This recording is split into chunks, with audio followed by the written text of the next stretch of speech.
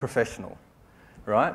So you're in a company somewhere, you're a young professional, and in the next 12 months, in a year's time, you sat down with your performance review with your senior leader, your manager's manager, and they told you that over the last 12 months you'd been an extraordinary performer. In fact, you'd added an enormous amount of value to the team, and like no other young professional they've ever seen, you've been able to build change, build results amidst global change and build relationships like no one they've ever seen or had come through their ranks before. If you had that thinking and the skills that to go with it, what would that mean for you? People can do some pretty extraordinary things. And today, more than ever, age is no longer an indicator of mindset.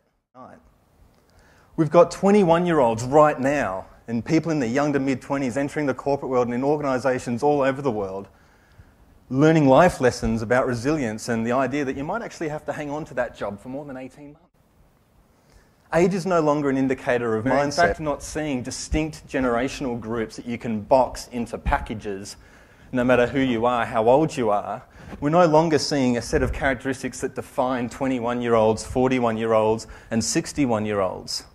What we're actually seeing more and more in teams and in organisations, in families, in schools, in communities, in sporting clubs, no matter where we look, left or right, we're seeing a convergence of generations.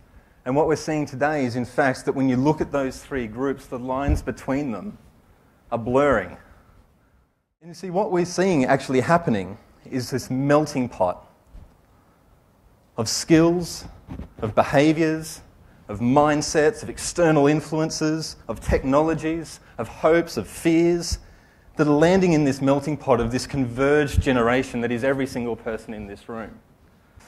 Not all women are emotional and not all men are competitive. Not all 21-year-olds are over-sterorised with confidence drugs, just keen to take over the world straight away. Not all 41-year-olds, as I was talking to some people yesterday, are feeling like they're in a midlife crisis and maybe feeling a bit bitter and maybe a little bit forgotten.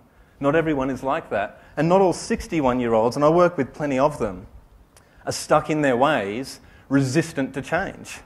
In fact, a lot of the change that's being led today in organisations is by this age group.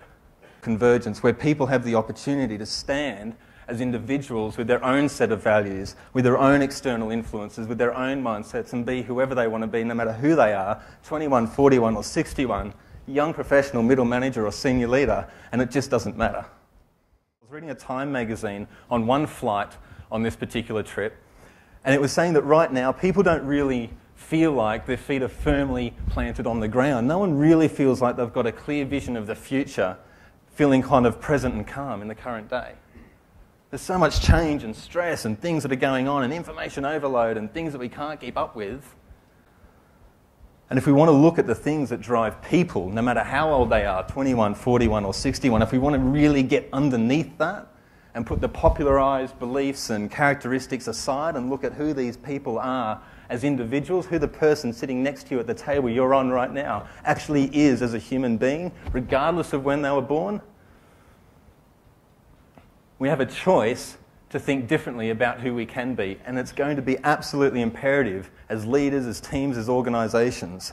It'll be the bold and the brave amongst us with the courage to challenge and the insight to inspire people